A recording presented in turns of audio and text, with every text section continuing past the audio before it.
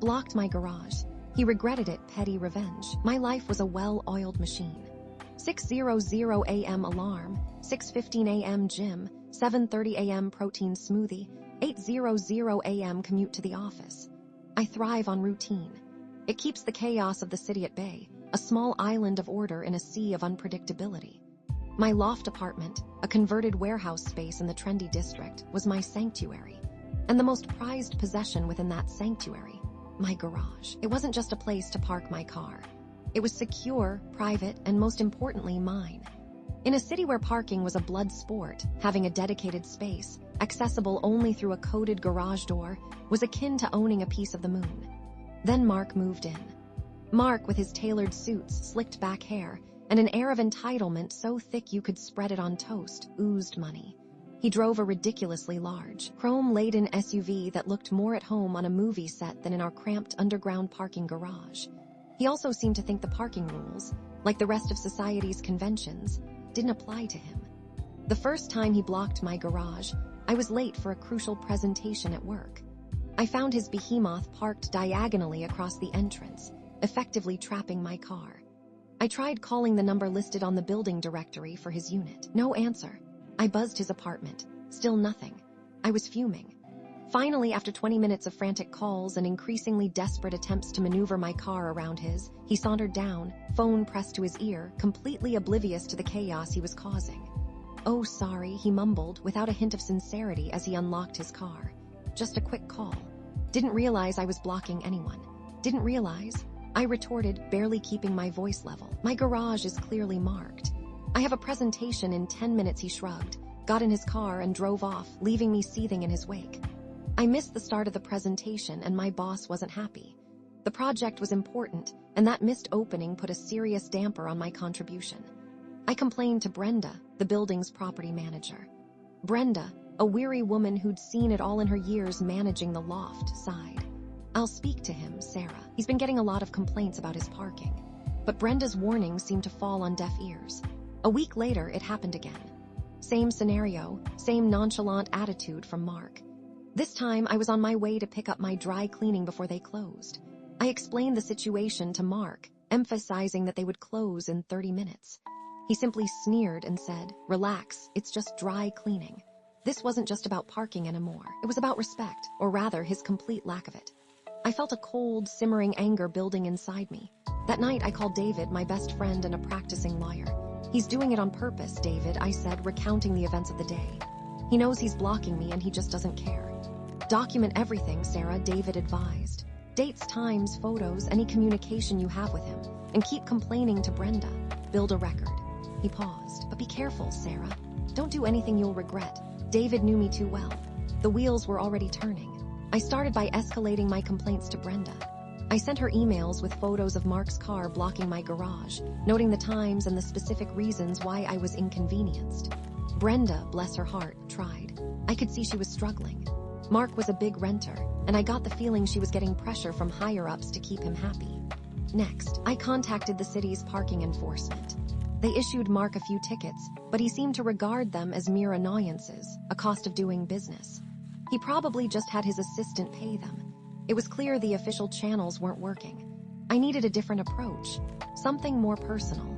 I spent hours researching online, looking for legal, yet incredibly annoying, ways to get back at Mark. I learned about the joys of strategically placed but non-obstructive traffic cones. I considered the potential of very loud opera music played at inconvenient hours. I even looked into the building's bylaws for any obscure rules Mark might be violating. David, ever the voice of reason, cautioned me against anything that could be construed as harassment or property damage. "Petty revenge is fine, Sarah," he said, "as long as it stays petty and legal. Don't cross the line." My first act of petty vengeance was subtle. I noticed Mark's car registration was expired. A quick search of public records confirmed it. I dutifully reported it to the DMV. A few days later, I saw a parking enforcement officer slapping a ticket on his windshield. It wasn't much, but it was a start. Then, I started noticing other minor infractions. He'd park slightly over the line, encroaching on the adjacent space. Another call to parking enforcement. He'd leave trash in the communal recycling bins. A discreet email to Brenda. Mark was starting to notice. I could see the suspicion in his eyes when he saw me in the lobby. He started giving me these glares, full of simmering rage, but he couldn't prove anything. You know, he said to me one day, cornering me near the elevators, these little things, the parking tickets, the notices from Brenda, are you behind this? I looked at him, all innocence. Mr. Thompson, I have no idea what you're talking about. I'm just trying to live my life. He scoffed. Right, just living your life. He turned and stalked off, muttering under his breath. I knew I was getting to him, but I needed something bigger, something that would really sting. Then I found out about the party. Mark was throwing a lavish cocktail party in his loft, complete with caterers, bartenders, and a string quartet. He'd plastered the building with announcements, clearly wanting everyone to know how important he was. This was my opportunity. I learned the name of the catering company he was using, and after a bit of discreet inquiry, discovered that they were delivering all the equipment and food early on the day of the party, using a large truck that needed access to the underground garage. That's when the plan crystallized. The garage door operated on a coded remote. Each resident with a space had their own remote, programmed with a unique code that opened only their assigned door. I legally owned the right to change the code for my door. The day of the party, I woke up early, a sense of nervous excitement fluttering in my stomach. I called a locksmith, a friend of David's who owed him a favor, and explained the situation. He arrived at my apartment around 9:00 a.m. Are you sure about this, Sarah? He asked, a hint of concern in his voice. It's pretty bold. Absolutely, I said, my voice firm. He's been making my life miserable for weeks. It's time he learned a lesson. The locksmith quickly reprogrammed my garage door opener. He also made me a physical key just in case. He was gone in 20 minutes. Now, all I had to do was wait. Around noon, I heard the rumble of a large truck pulling into the parking garage. Peeking through my window, I saw the catering truck attempting to access the garage. The driver punched in the old code. Nothing. He tried again, still nothing. I watched with growing satisfaction as the driver got out of the truck and called Mark. I couldn't hear the conversation, but I could see Mark's face through the lobby window. He was getting increasingly agitated. He stormed down to the garage, his face a mask of fury. He tried the code himself. Nothing. He started pacing back and forth, yelling into his phone. The catering staff, dressed in crisp white uniforms, stood awkwardly by the truck, looking increasingly flustered. The clock was ticking. The party was scheduled to start in a few hours. Finally, Mark gave up on the garage.